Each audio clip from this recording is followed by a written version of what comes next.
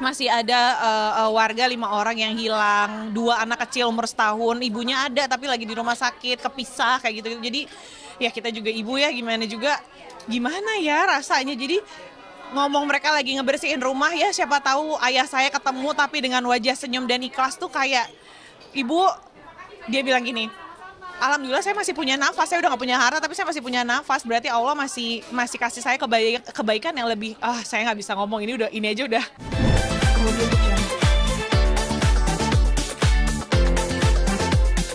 Itu tuh sebenarnya awalnya karena Omes dulu nih yang ngasih tahu, izin kan, Mi besok Abi mau ke Padang ya, kayak gitu, mau bantuan sama tim Kita Bisa. Oh gitu. Nah posisinya saat itu aku, Ratna sama Aca tuh lagi ngopi sore aja. Terus tiba-tiba kita juga yuk. Kalau Aca emang dari sebelumnya udah menggalang dana. Si Ratna juga udah nih lewat ininya dia kan, komunitasnya dia gitu.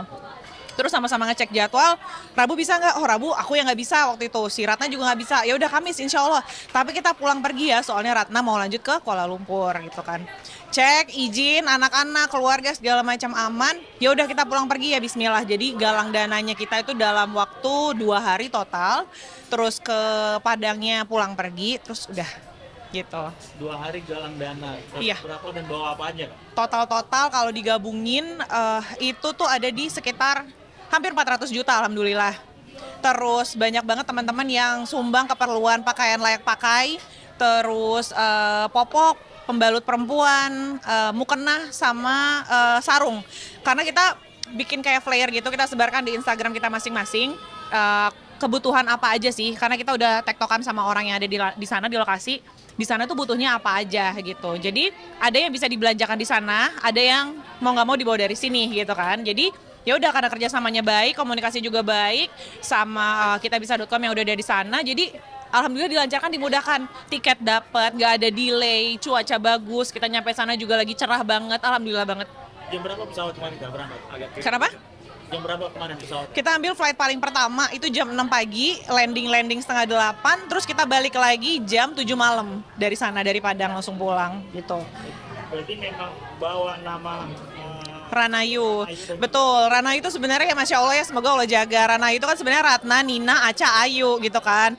Berawal dari kita sering trip, liburan dan gak yang jauh-jauh, cuman nongkrong di mana Ranayu karena kerjaan juga awalnya.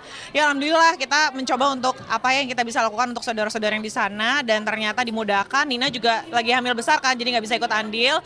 Cuman dia bantu untuk posting segala macam, makanya jadi Masya Allah semua itu saling bekerja sama dengan porsinya masing-masing. Jadinya ya kayak gini nih, alhamdulillah lancar, dalam sehari aja kita bisa banget ngebantu. Jadi kayak makin kita di sini tuh makin sadar, sehari aja kita bisa loh, kenapa nggak harus perencanaan yang gimana-gimana. Insya Allah kalau emang niatnya baik, dimudahkan aja sih. Pulangnya jam berapa pesawatnya dari sana? Flightnya dari sana jam 7 malam, ya setengah 7 malam lah. Nyampe di sini udah istirahat, alhamdulillah. Tapi benar-benar sih kita pulang tuh membawa emosi yang campur aduk banget ya, karena kita sempat ngobrol-ngobrol. Kita kan ke tepatnya itu di Malalak, Agam. Pas banget kita dibantu sama wali kota di sana untuk membuka, karena itu akses yang baru banget dibuka. Jadi ketika kita landing itu akses ke Malalak itu ternyata baru banget dibuka. Jadi alhamdulillah kita orang yang pertama yang nyampe sana kan, karena di Padang itu sebenarnya saat itu kondisinya sudah cukup banyak bantuan dan warga-warga itu tuh udah banyak diangkut-angkutin sama saudara-saudaranya. Jadi alhamdulillah udah lumayan lah membaik gitu. Cuman di Malalak ini baru banget dibuka aksesnya. Jadi pas nyampe sana tuh emang kondisinya tuh masih ada warga 5 orang yang hilang, 2 anak kecil umur setahun, ibunya ada tapi lagi di rumah sakit, kepisah kayak gitu. Jadi ya kita juga ibu ya, gimana ya rasanya. Jadi ngomong mereka lagi ngebersihin rumah ya, siapa tahu ayah saya ketemu tapi dengan wajah senyum dan ikhlas tuh kayak, ibu, dia bilang gini, alhamdulillah saya masih punya nafas, saya udah gak punya harta tapi saya masih punya nafas, berarti Allah masih kasih saya kebaikan yang lebih, saya nggak bisa ngomong, ini aja udah mau nangis lagi gitu. Maksudnya pelajaran besar banget hanya dalam waktu 12 jam kita bertiga ini tuh, kayak aku, Ratna dan Aca ini kayak Masya Allah ya, Allah kasih kita kesempatan kesini, bawain, jadi kurir lah istilahnya, bawain barang dari titipan dari orang-orang baik yang udah membantu. Itu tuh buat kita tuh besar banget gitu rasanya, Masya Allah banget sih. Kamu juga menulis di situ masih banyak orang yang hilang dan perlu sekali relawan karena kekurangan. Itu gimana kondisinya? Banget, karena Jadi gini, sampai di sana satu yang aku lihat, alhamdulillah bantuan materi, bantuan barang-barang, makanan itu tuh cukup. Yang agak skip adalah bantuan mental mereka. Kebayang di hari itu aku datang tuh kan di nyampe lokasinya itu udah sekitar 2 jam dari bandara. Sekitar jam 10 pagi lah aku nyampe situ. Kita lagi ngobrol-ngobrol terus tiba-tiba mendung, gerimis aja turun. Mereka langsung buru-buru ambil barang, langsung buru-buru lari. Kebayang nggak setrauma itu mereka? Padahal hanya gerimis aja. Maksudnya kalau kita orang yang tidak ada traumanya, kita ya oh ya udah gerimis. Kita akan tetap lanjut perjalanan kan kita menyusuri jalur keluarnya air sampai di mana mereka ngebelah si perumahan ini gitu kan. Traumanya sebesar itu. Jadi perlu sih kayak trauma healing itu tuh perlu. Jadi kalau misalnya ada teman-teman nggak harus public figure, nggak harus influencer, mungkin teman-teman yang punya kesempatan, punya rezeki lebih bisa datang ke sana.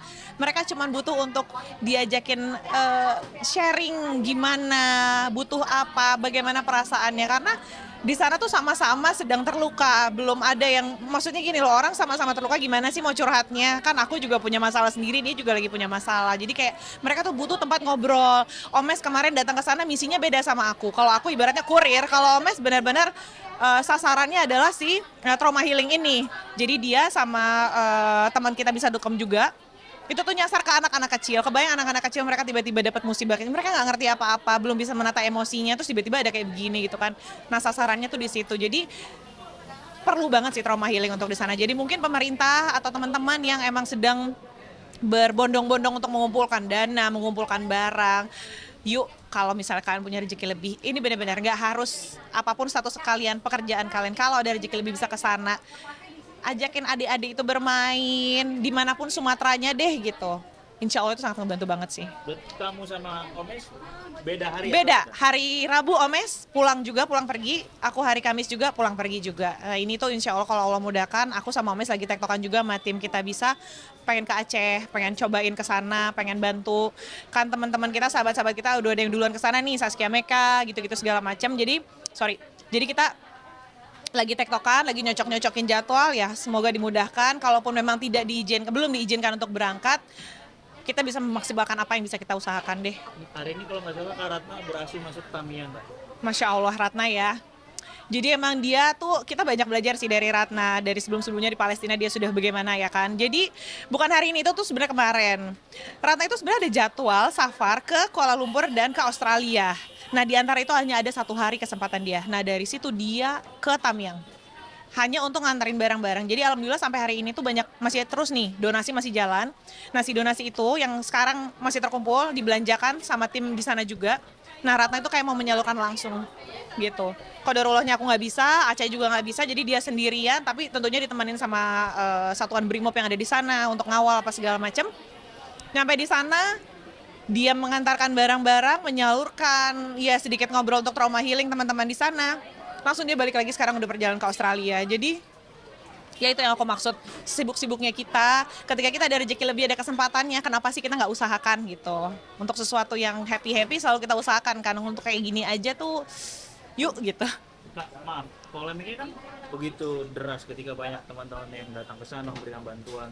Banyak respon-respon pemerintah yang kayaknya kurang baik atau seperti apa. Nah, kamu sendiri melihatnya tuh sebenarnya gimana? Maksudnya sampai detik ini belum ditetapkan sebagai bencana. Itu kalau kayak gitu tuh aku porsi aku tidak di situ, porsi aku hanyalah hamba Allah aja yang mau bantu-bantuin aja semampunya. Thank you Tita. Cuman membantu aja, mengusahakan apa yang aku bisa sesuai porsiku aja sebagai warga, bantu warga, sebagai saudara, bantu saudara. Aku pun juga darah Minang, jadi udahlah di situ. Jadi aku nggak mau dengerin kanan kiri, nggak mau mengomentari kanan kiri, takutnya aku juga salah. Jadi mendingan aku memaksimalkan apa yang bisa aku lakukan aja. Nah, keluarga masih ada di sana? Keluarga udah jauh. Jadi sejak gempa yang tahun 2008 atau 2009 tuh oma tuh udah dibawa ke Jakarta semua. Jadi udah keluarga yang dekat banget udah nggak ada di Padang. Berarti nggak ada yang terdampak kayak gitu? Iya mungkin saudara, tapi sejauh ini lokasi Padang aku tuh di Indarung, jadi dia jauh, masih nggak terdampak lah sejauh ini gitu. Ya.